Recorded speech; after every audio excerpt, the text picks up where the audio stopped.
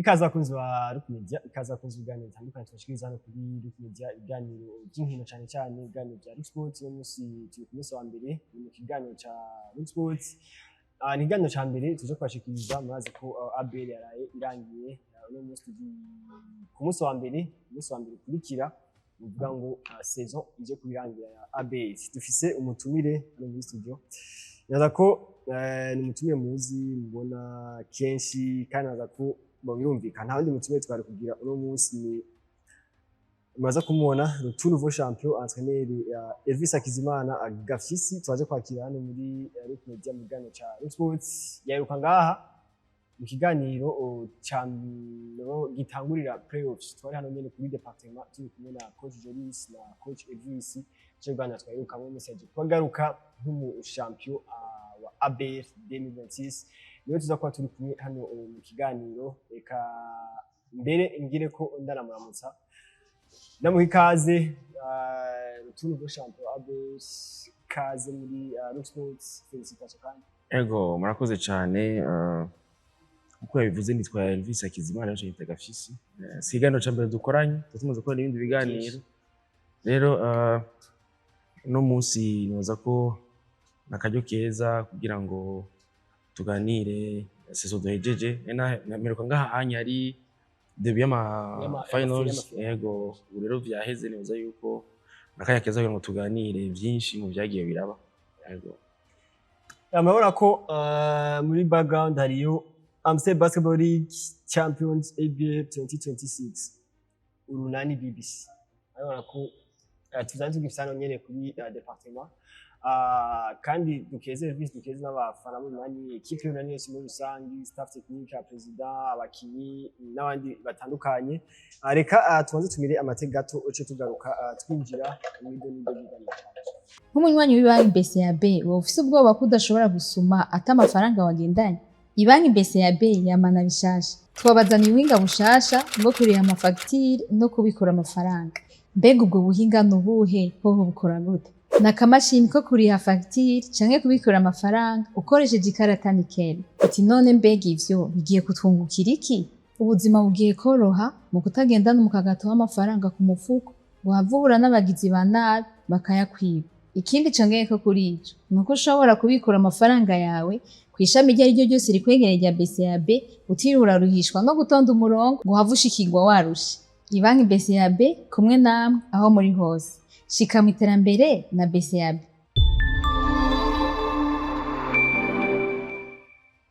Ya nuko twamaze ko tugaruka twinjire mu ndende y'iganiro cyacu cyo kuri no munsi. Ariko imbere ko dutangura uno munsi turigenekezo rya 10 ejo hari kugenda yacu niho urani gwatwe ikombe. Uno munsi coach Elvis nafise isabukuru y'amavuko yi anniversaire ya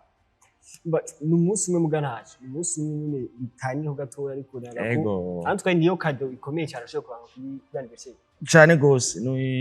Numunsi umwe urabona ko byabaye no ku mugoroba harasigaye amasaha make. Rero nibaza yuko byahuriranye nyene hageze nk'ifise n'igikombe no mu ntoki. Ndavuga yuko ari nka kado equipe abakinyi baba barampaye nka anniversaire, kado anniversaire. Kandi ni ikintu cyaguye ku mwanya mwiza, nkabashimira cyane kuri iyo kado baba barampaye kugira dutware igikombe. Murako ari ciza cyane kandi kinini. Sinari bigeze nterura igikombe kingana gutya. Namaze gutera ibikombe byinshi mugabo sinari bigeze nterura rungana gutya. Maze gutera ibikombe byinshi. Ejo nuko muragenda gutora intuze kwambara imidari. Yego Mariki yagira inyuma yayo. Yari impande yanje. Amujama amubajije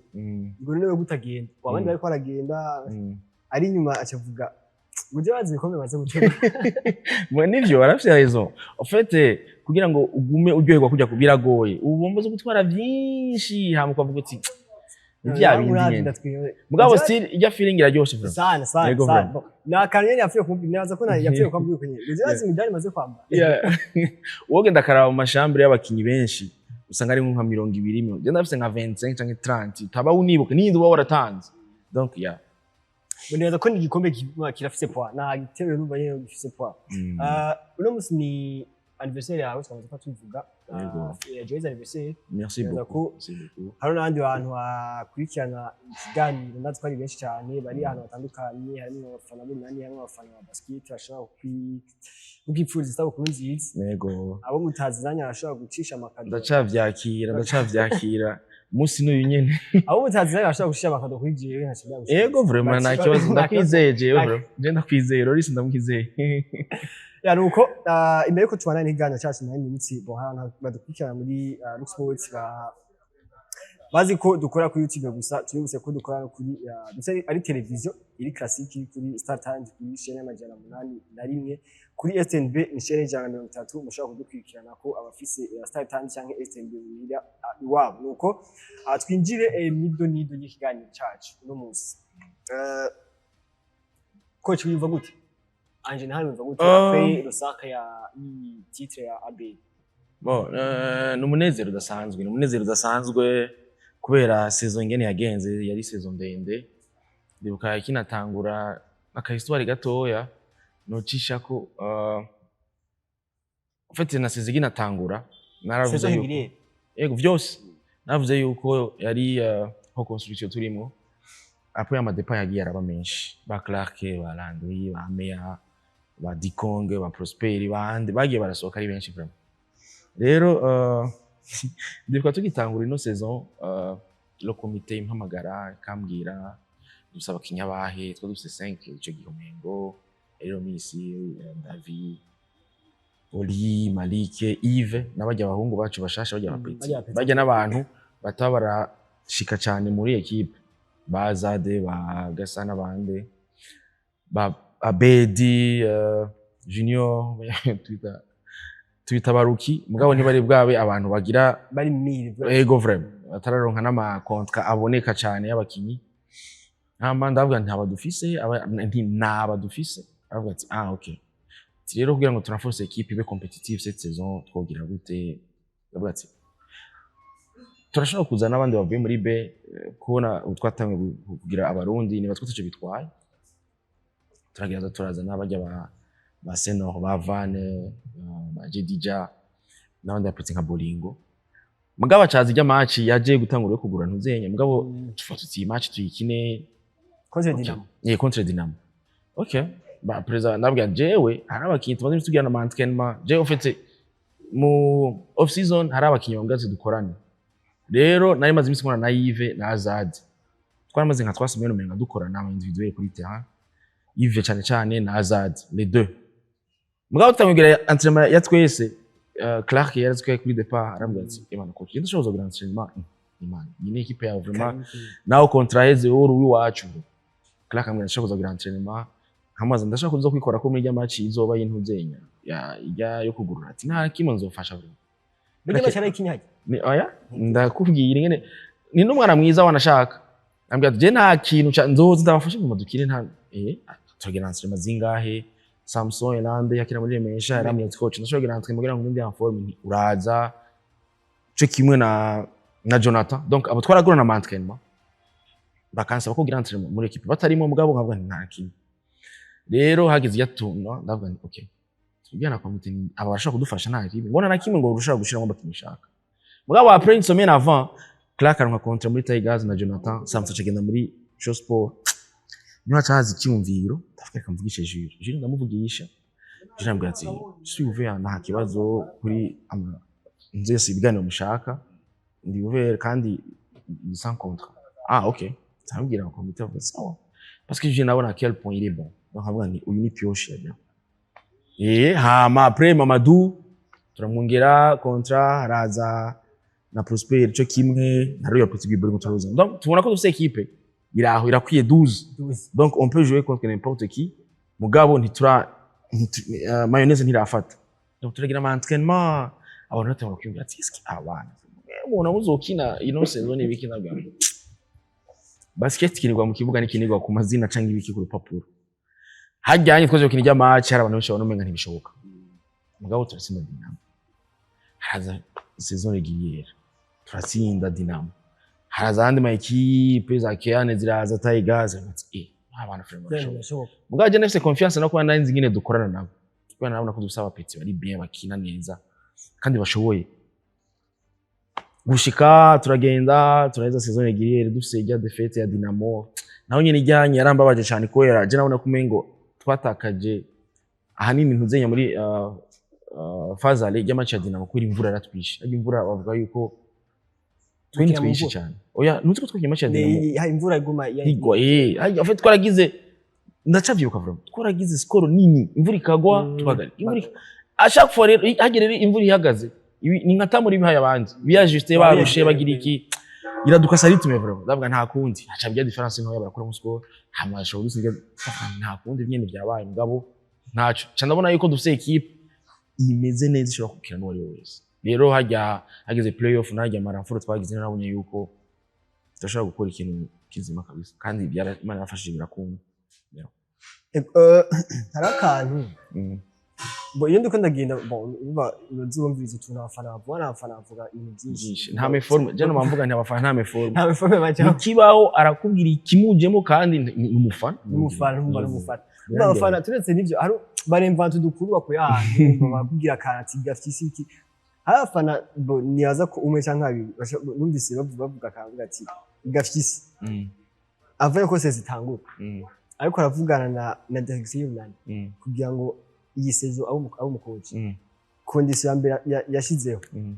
nuko nta wundi mukoci wo mu Tanzania azamukwiye ivyo navyo twavuganye ivyo nari byo nabategeka abatware umugwi yo ivyo ndushobora kwivuga bo barafata decision bakavuga bati tubona yuko coach arabishoboye canke tumuramforce tuzana uyundi niyo babivuga vraiment mugasi nta condition no babwira nti ikintu oya iyo ni nkuru nyene irengana vraiment yego vraiment je me dis que babonye peut-être ati arabishoboye toute façon je ndavuga yuko iyi ligue yo ngaha ndayizi vraiment that's the only 2024 yari jewe nyene 2025 no 2026 naho navuga ni okay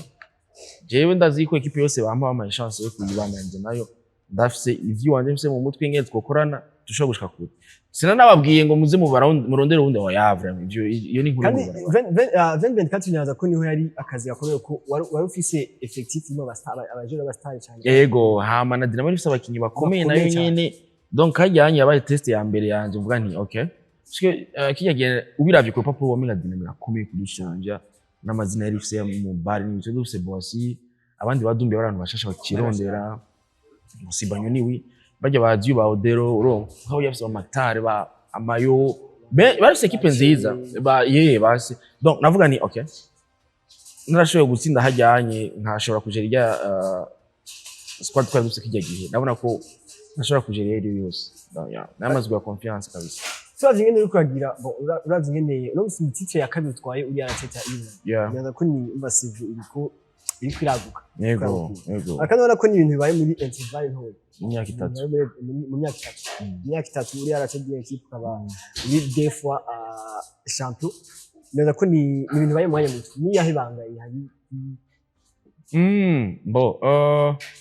je namvuga je ndakunda basket sivyo ndakunda basket ndiga umwanya munini ndara basket yarantwaye ubwenge yarantwaye umutwe ndayiraba umwanya munini ntakubesha ndavyuka muje kurama match ndara ama clinic y'aba coach ibintu byose bijyana na basket ndabisoma gushira ko uri nyene naranakinyi donc ibintu byinshi bijyana na basket ndabitahura hama rero kuba passionné nico kiza hejuru y'ibindi jewe ndazi yuko mu bantu baraba basket cyane sishatse kwivuga sinibaza ko ari umuntu asumbuye kuri basket sinibaza kabisa hama kugira basket niko wiga umuntu wiga misi yose hama n'abakinyi barakwigisha ntushobora kugira kuzi ibintu byose uriga bakimuka mukaza muravugana ibintu ari amasuggestion baguha bakayaguha je naragerageje kuraba ama effectif yose nagendagira aratandukanye uragira effectif y'abantu bakiri batoya abana bataramenya basket kwarondera ingene ubigisha kugira ngo bayimenye ukagira y'abakuze ukarondera ingene umenya ujera amaego donc ivyo byose je mvuga nti ma équipe ndabinge ni meze hama ndabe philosophie iri adapté kuri équipe wana ni byabanyene cette saison avec saison régulière aba jeune twari dufise navuga nti qu'est-ce qui peut marcher avec un petit ndagerageza kuraba je twokunana nabo ndabona ko nkorere kuri ijya force yabo kuya kuntu banyaruka vitesse yabo bari athletique n'ibiki kandi bazaye ko je twakora toute la saison yari hagaze kuri ivyo bintu hama ndabigisha basket ingene two kwiplaça ingene two buja ibintu nk'ivyo barabitahura ndagira imana birakora kabisa nanuze nari mfise ndavuga ni okay bariko baravyumva abapeti kandi bazaye ko saison yatangwe niko yagira hera byagiye wagira urabona difference ko bakuze muri jeu batandukanye basket nico je nshaka haraza playoff hazamwe abantu bafite ubwenge bagize iki navuga unaona adapt system ziwanje kuri abantu ndarediza ujya mwana wajya abana bavuga ntikanyinisha abantu bari nature bashobora kugera iyi pression ya playoff et tout no kwiadapta n'ama situation kwiadapta na effectif office nibaze ko ari yo secret ama no kora basket ukiga ugasoma kanaliza Muni boneza icyo kazi nigeze kwibaza kira tubikorana byaganira byamuntu nijya ugikira ukiri umuje ni akere mu matango ubona ati jewe nyine hagarika kaneri yanjye nza kuba umwatsi aho sindakubesha navyo nigeze nimbira nk'ikina sinigeze ndavyumvira wanashaka nabona kumenga basket nzoguma ndayikina hama ndushe naniwe ndayihagarika by'ubu coach byaje ntanguye kugira blessure inshira kure ikibuga bonagize blessure hama ndakira mbwa nkiri mutoya ndagaruka hama biragaruka après ndiko ndaheza nkagira blessure ituma nicira nka mu match 5 match zingahe nkacanisha kuri bando touche nkavugana na coach aho uri umukenye utakinye se naho mari coach kuri bando touche akanubona ukamuvugisha nari nka capitaine wanashaka hama uca yanze urabona je ukundi kintu bitandukanye nabigibona mu kibuga ukabona je ivyo mwokora ivyo mwokosora no atanguye kuza ndadevelopa ko kwanuzenye ko kuvuga uti ega bwa bundi nashobora no kuba umucoach ivyo mbona bariko baragira sivyo nuko sura ukuntu hama ibi inyambona umenga nivyo vyiza twa nkabona ko potentiel umwe wese nafise ko aho no kosora canke aho no yigeza buhoro rero isanga byaje mu mpeje kaya yanje komite rambwira ati wowe rero egera staff technique n'aba coach aho mukorane n'umusist okay ndabona nakimwe kuba nashaka guma hafi abafashe batoya banje bari nyuma yanje kumenya basket no kuyiga twinjire neza muri finale ndaza ko twakoze saison y'igirere twabonye bya saison y'igirere demi finale twinjire neza muri finale ngene mwari mwateguye izi playoffs finale contre Dinamo ni ikintu ni uko mwabiteguye uko mwari mubiziga ariko mwari no uribuka yuko tugitangura muzenya navuze nti Imana yadufasha ntukiri kuri gushaka ma game set ebana bijya bintu navuze nti biraruhisha vraiment twararusha ubu bakwavuga ngo ntibyumvikana ngo ni diri ya FIBA buga tumwe dushaka kuma diri ya FIBA aho ngo arbitrage ngo amwe ngurahinga mbabwira ngo anyway urumva bon finale fait yatawe gutegurwa muri demi finale n'est-ce pas niho la mayonnaise agiye gufata urabona abakinnyi bashaka twari twaronse Petit na Kuribali n'ama profile je navuga yuko niyo nkeneye ibintu bavuga ngo byo kuzana aba pivot nibiki je basketball kumwe ndayibona harabandi batayibona uko kuntu James aba pivot 2 nta kibazo mfise cyo kuvuga nkaca ngira polyvalence ku maposta amwe umuntu nka Romis ashobora gufata abantu bose mo ni Kuribali tumita mo donc navuga nti ama Petit ashobora kwina 1 2 3 bivanye n'abari mu kibuga navuga nti aho ndi bien umuntu nka mo ndamuga ariko gatoya ndamaze kora basketball cyane nga mu Burundi kuva nk'ikina kuva nagira sinibaza ko hari umuntu tumaze kuba hameze nka mo mu Burundi sinibaza abantu bashaka kuvuga haraciye abakinyi bakomeye okay loga ashobora kuna 1 2 3 kumanu za makina na 4 hama defensivement match ya Sentina ya ameze defensivement afata 1 2 3 4 5 mu poste yose haraho unafashe cyuma haraho unafashe baji nta kibazo na kimwe rero navuga nti profile y'uyu muntu deja nyene nkivuga nkibaza abakinyi bari kuri marché nkumva arimwo navuze nti ibyo mwo wa muri ko muri yumvira bindi kuri bari option ya mbere abandi bakurikira kandi Imana yadufashije turamuha alors urapanga match ikabukundi then bazaye ko nka game 1 twaguye muri ntuzenya ivyo twara twiteze tutari twiteze cyane nabo ngo yari facile ngabo yaduhaye confiance nyinshi yuko dushobora gukina n'importe qui hama Dinamo nayo ngene yagiye gerase yayo na Tiger twone ko ari abordable nitwashizemo ntuzenye nyinshi cyane yuko zishobora kutugora cyane twaba tuzokina match mugabo twari dufite confiance nyinshi kubera selection tuvuyemo ya Kiana hama ahantu je yaciye hagaze ntivyakunze kuko harimo n'amashuti avec abakinyi dufise bari menaçant bashobora kugira kwinjira bugaye bagasohora twageze gushuta biranga amalance ntiyari kirenga n'ama turnovers menshi tuvuga tuti okay twatsinzwe gute est-ce que baturushije ni malchance niko navuze turavuga n'abakinyi tuti okay game 2 ni dimanche candara mana yanje ku mupira ndaba yego joro ryose ndariraba imana ishimwe ko ama highlights murashirako amantu zatandukanye arashirako ama highlights nkayaraba ndabona ni fresh candakatinga amayere nagenda ubona yose aga slow mo karujisire kari hano office canda zipartage kugira ngo ndabereke kimwe yego vraiment ibi byaratwishe ibi byaratwishe rero match ya dimanche kwa ntamwe twese guhura ngo tugira analyse nanutse muri group dimanche kwa gusa juste umwanya wo kuganira cyo dukindya match mwabonye byaba bya defense parce que nabona nti ça c'est nous aba nitwebwereye biko equipe hama ivyo dinamo yego ivyo dinamo ikora kinije yadutsindiye ni ibi donc tubikosora atsinda game 2 na game 3 twavuga tuti twebwe na ibindi byinshi duhindura c'est à eux yo kuyajuster hama ndiyaye ko mu yari yatugize yatubabaje naho twasingira match byinshi ya kabiri ndiye twanye ko nawo nyene n'umuntu tukiye kwiyumvirako game 3 turamulimita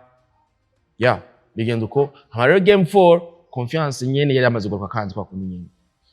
sinubabone twashaka kuyitsinda cyangwa ngo ni confiance yari abaye nyinshi cyane mugabo nibaza yuko baragize ajustement idasanzwe ya Evan baravuga bati reka tugerageze deux pivots alors deux pivots twebwe ndushaka kukinisha deux pivots kuri jeje nifuza ko dugumuna mu pivot umwe kugira ngo ikibuga caguke abakinyi bacu bashobore kuronka muze gukina hamwe indani yetu Clement aratubabaza vraiment aradukina kamashi keza kabisa aronka amanu zenya yoroshe musi yano n'ibiki ama point yoroshe vraiment n'amahobon urazi ko ari kigwanyi kiratubabaza Evan haciye umwanya match iri irarangira none aravuye na staff ndavuga sha iyi match ko biri kose iraducitse mugabo still nta bintu byatari waturushije nakantu gato dukosora cyane cyane ya kakre game 5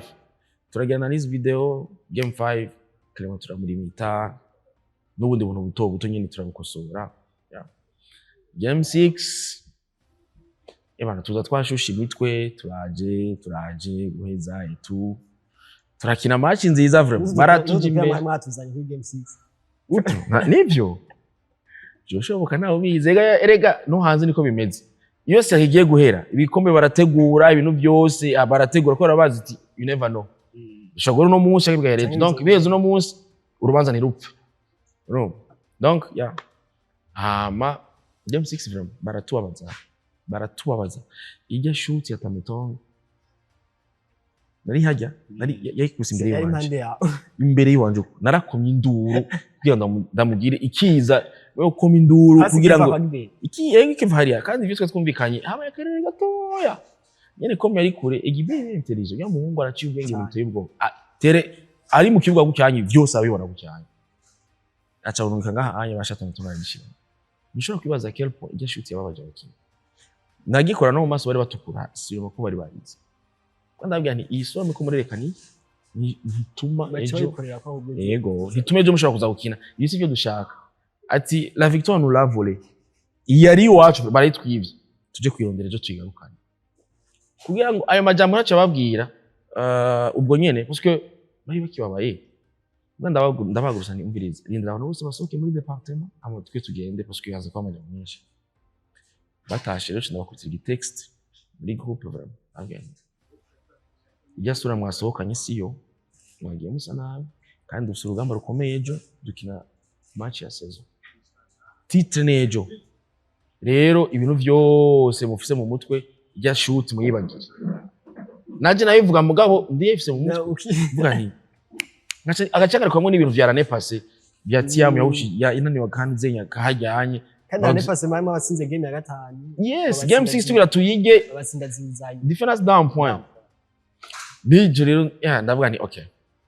ndabarigyo text amaca ngenda kugisha bamwe nabonye ko baba yabatwe cyane inbox ndabavugisha bose barambwira ati tumeze bien twatashe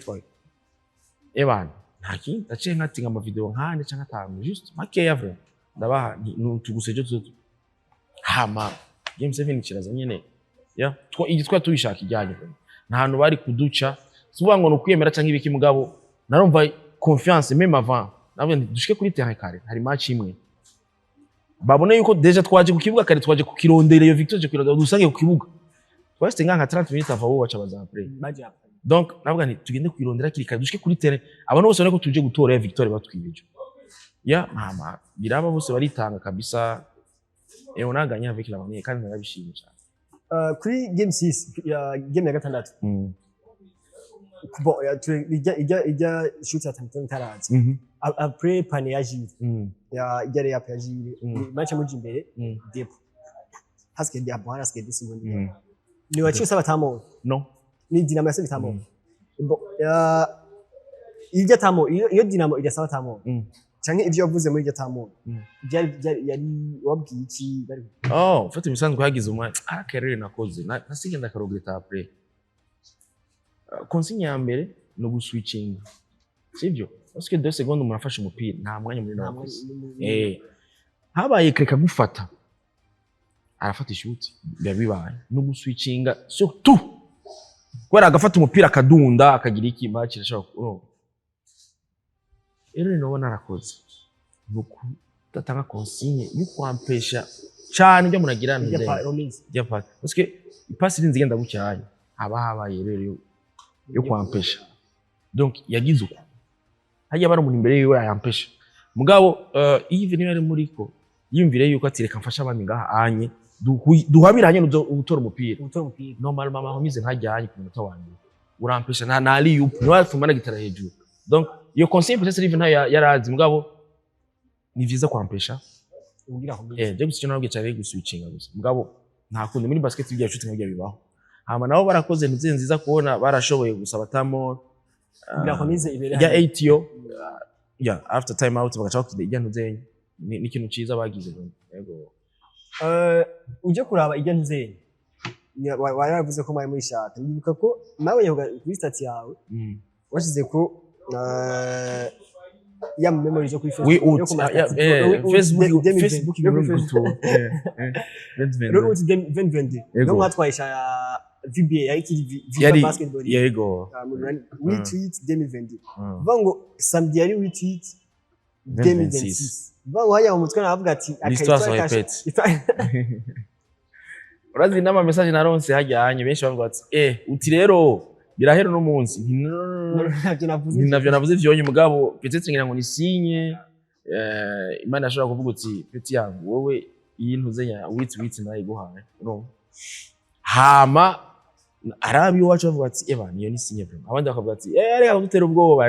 nanga ati ntabwo jewe ndari posting abantu zenyama memories mbona yashimishije ijya gusa yaguye ujya munsi donc hateza kuba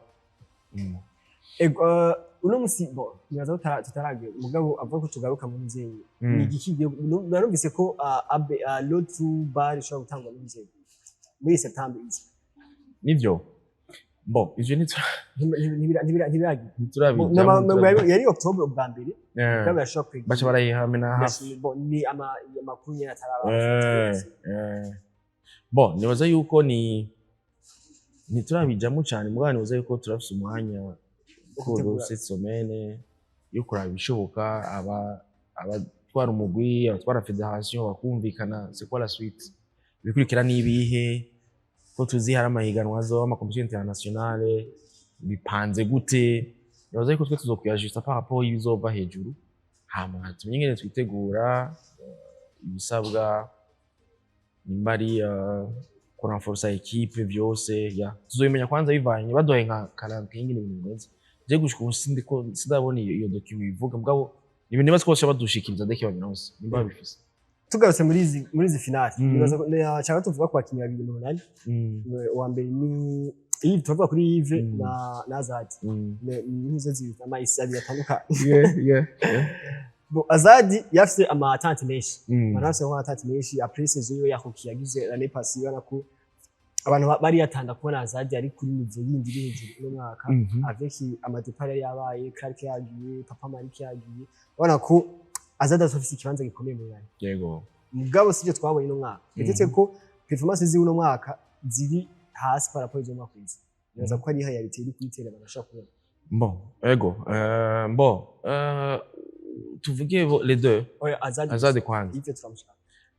non Azadi si gusubira hasi Azadi ni beaucoup plus talani ya nyene aracari umwana aracagize iki insouciance yiwe rimwe rimwe yatuma insouciance ni nziza ku mukinnyi akiri jeune surtout parce que ntabwo bagira arafata ama risk ikintu kwa cyumba bijya si bibi benshi ndazi ko bari abakinnyi benshi bateye imbere ngo bari gere gutuma uja kugira amaherero amwe uvuga uti inbo shoko ari hero do jeunesse mugabo amaze umwanya d'accord rero je cyo nkora ndamuba hafi ni induru yose iba Azade aragira ibintu ndambwira ati uko buri kose ujya no mu peti wanje sindamuheho ndamuha umwanya ukwiye nkamukosora ikintu kimwe bibiri abisubiyemo kandi nkamwereka à quel point ari amakosa bikubira mushiza hasi wewe kwanza ubwa mbere hama mukumuhana sinaramutuko cyangwa ndamugire kirazira umujene gutyo uramwereka ati okay ucukhe dizo tandoje yiwe kugira ngo amayerero rabe yuko basi ego yiwe batushe kavuga uti reka ndabe yuko washobora gukosora rero ni muri yo ntuze tuba turimo na Azadi kandi jewe singekeranya yuko Azadi ashobora gufrapa arashaka kuvyuka mu mutwe ameze neza avec umwanya maze n'umwaka wa kabiri ama attente c'est normal ku bantu babonye ivyo yakinyana saison iheze biye barashobora gushika mugabo iyi noma equipe ari adapta akavuga ati Azadi akino kuno ajya ama situation agoye agenda aracamwe nibaza yuko ya certain moment arashobora kwiga akavuga ati okay si saison qu'est-ce qui n'a pas marché kuko umenga hantu manje aragabanutse akacagerageza gukosora ari umuntu afite ubwenge off season yose bariguye je nabahaye umwanya rya petit wani nabwira ibana off season uze mumbwire ushaka tuze dukore vraiment ego nane passé twanabikoze même avant le début de cette saison Azadi nyene na Yves mugabo nubu nabwiye je ndahari anytime kwanza skora bakunyi wanje nkeneye kuzokinisha myaka iri imbere bize mumbwire off season dukorane sur terrain n'ibindi byo bafasha kandi baza yuko sinabwo amfise kwa Azadi ijya chance yiwe rimwe na rimwe ni nziza mugabo ama decision amwe arashobora gutuma ntuze yusubira hasi ugasangana n'ikizere kiragabanutse ku bantu Yves nibaza ko ni le contraire Yves bon nibaza ko yaramiyoye cyane muri JU no mwaka cyane muri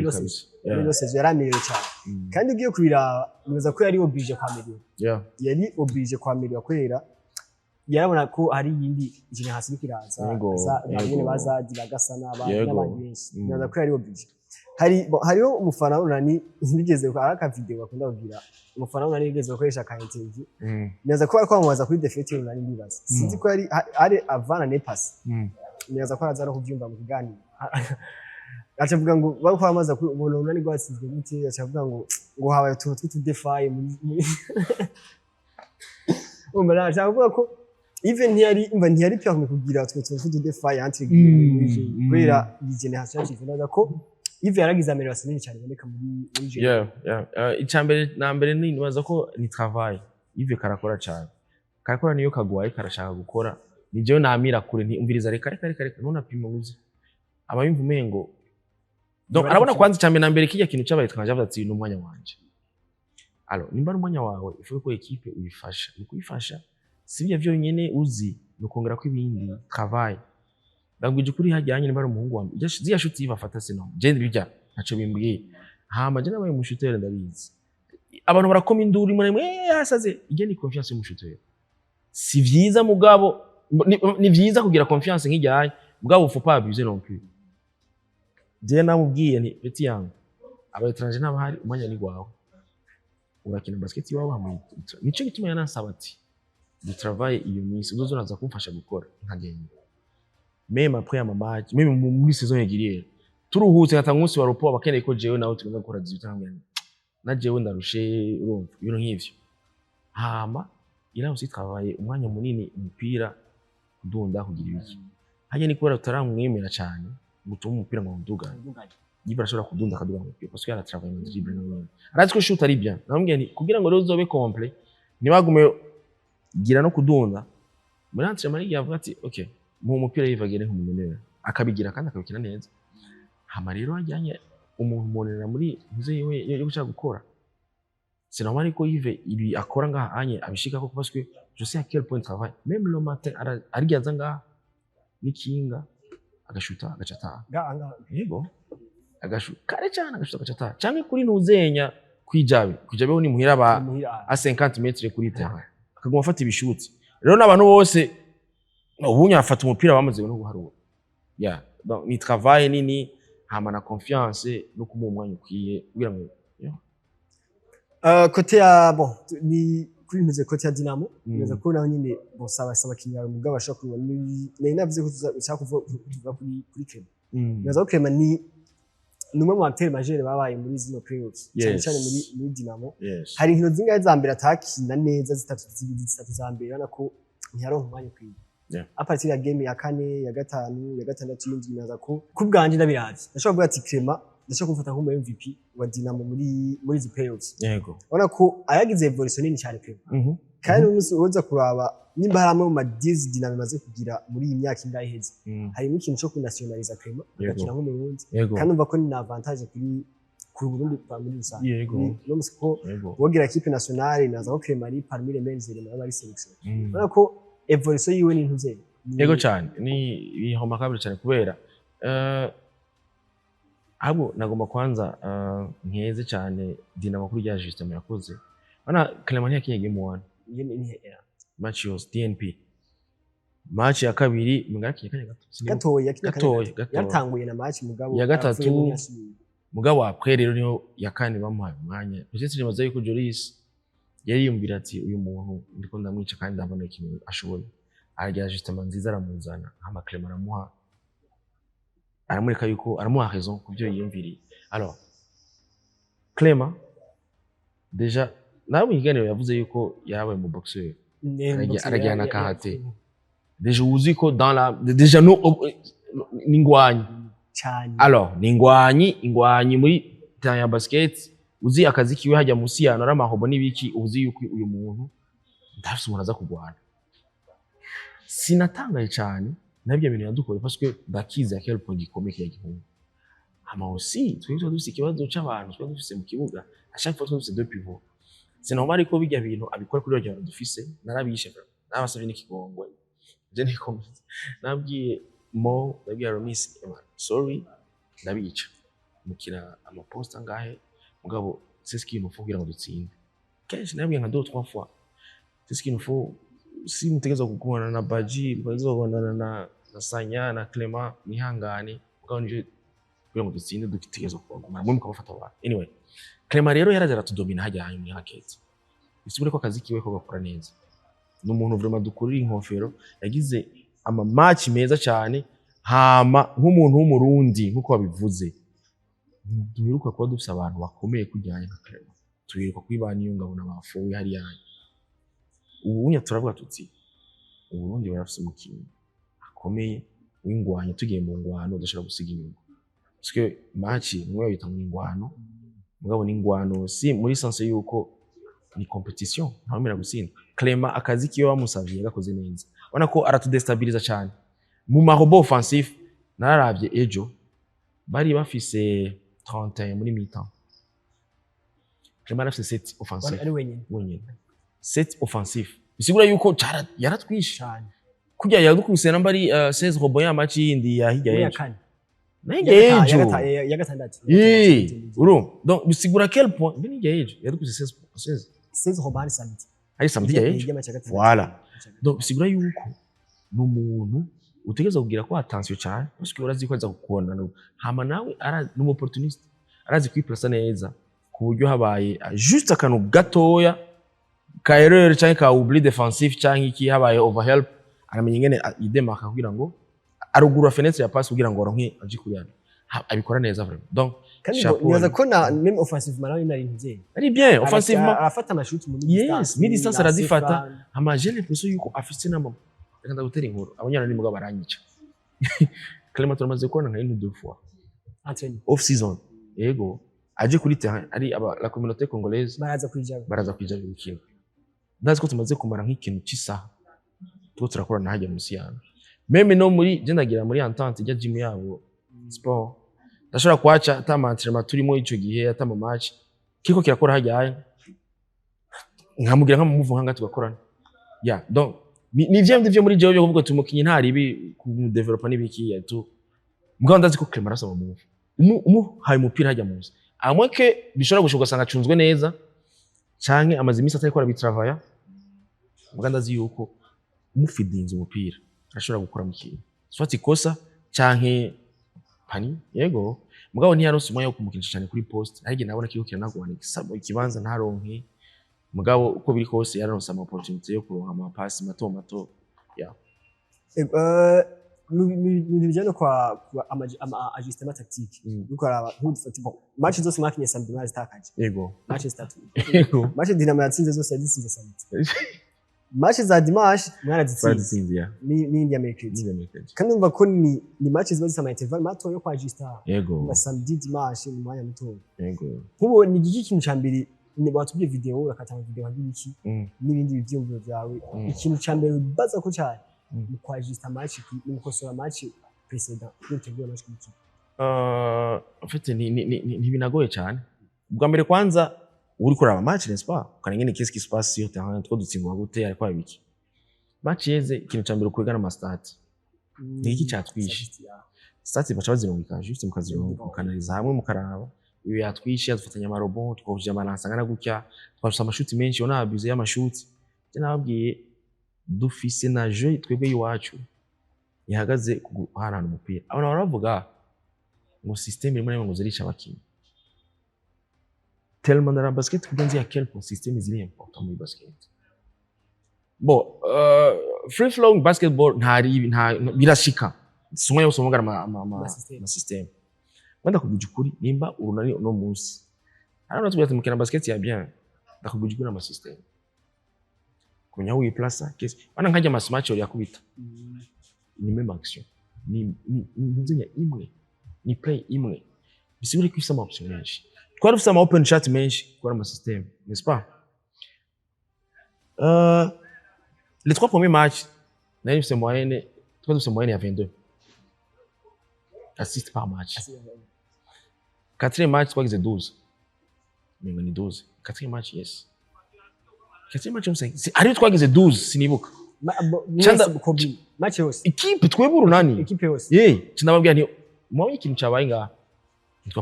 Donc twaguye muri PSG yabo twakoze ama experience visuel dufise ama system shobora gukina kugira ngo tuba destabilize defense yabo tubabruye tu mugabo twaforshije ama one on one yiso yoko on n'a pas partagé la balle amatwe usanga na scoring iwacu iragabuye amanota 15 12 uyu nka 4 cyangwa n'uwa 5 usanga dufise double digit donc tutagabuye umupira nawe ni no mutwa sinzwe nibi inyuma yo kuraba ama stats ubufise umunya mutoye video igaciza hamagaca abana intuition yawe qu'est-ce qui ibi ko ejo batugize ibi nibi tugire gute nko nakubesha game 7 nana ari philosophy nimbiye mu gitondo nako mudugisha apifu babiri mwaka jo hise karanciyemo ibyo nashaka gakora sibyo kakoze fata navuga ni game 7 tukinatangura na patije ide je n'abakinyi nshaka yuko tuza kwa kwita zone kugira ngo abapivo babiri bavemo parce que zone yiwanda ndafise zone gira abati kugira ngo abapivo biwacu biwabo havemo umwe parce que ukinye zone umukoci ikintu cyambere yumvira kuzana abashuteri nabwo ni erere ya mbere nshaka nuko dushiramo dukina zone asora umupivo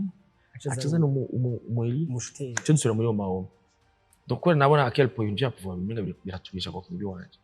ndabigira mugambona Jolis aba pivoni babiri bajya nyene okay ndava kandi muri zone donc navuga nti reka zida mu pima buhoro gucyanye mugana nabonye ko menga ashyize gumiza aba pivoni babiri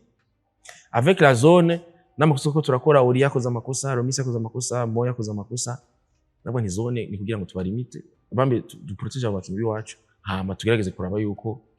ifata n'amahobo menshi kwa zone imisanzu ifata amahobo muri ndani bon vyarakunze ça marchand ntibikunde bakadusenga gapanika mu cyangwa tubasura muri muze donc amajustement nkayo uyakora kuri muze yiwawe kwiyumvira ko wewe papo y'ibintu bikora mu kibuga ama situation menshi umaze kubona muri jeu ubwo uti iyi situation y'inyagura tuyivemo byajiste gutya nuko nibaza ko kenshi nazo ndakubona hariho amasysteme nibaza ko byatangiye kuva kuri game ya kane ndibaza gibera ariko araduga umupira yerekana systeme inya fait hari kandi kenshi nace mbona ubwiye yiva ati nabona chaque fois ni ntuze ni écran bakora kuri 45 ndifuka cyane cyamanuka kuri ntuzenya uyo gaca duga donc arapush ingundo agapulling ugaca usanga bagomba gusaba kujya mu pivo siko bari babonye ko dufite ikibazo kuri post cyangwa amaga ahantu henshi bayita floppy ni nabantu zamara gusora abantu zenya donc ni ibintu ni universel donc ugize lecture biravana je nawe umenga ni même système sasa umaze kugira lecture uravuga uti okay bagomba kwikina kunuko urashaka gusanga bayikinye bien tellement igafata ikabafata ugasanga nta kintu ushobora gukora mugabo jewe kenshi navuga nti reka bareke bakine on va protéger ntuze yiwacu hakete yiwacu ma pénétration menshi tout en couvrant il y a 3 points parce que 3 points nabonye ko nico kintu cyambere cyica match kwiswa amashuti menshi nkajya wandi kusema game 1 mohari ja hasi score bikira dugu yes donc navuga ni okay nitwari gushobora guswitchinga kuri poste ngo uyu muntu mugufisanya ugira ikintu ati reka ntaco hindukira gire poste gusa cyo navuga nti urashaka guca wiplace imbere bayihamagaye ijya ntuze mais avec induru yose yari ihari urashaka gusanga umuntu wimubwiye nta vyumbi donc ikintu gibagije niki bayigize muri match bakagaruka kandi bakayigira ni cyo kubaza ati peut-être barayibonye ikikorohera ku defend ubundi lisansi kukorohera ku defend mugabo mugihe bayigize neza si kenshi cyane yafashe ya system si kenshi cyane yafashe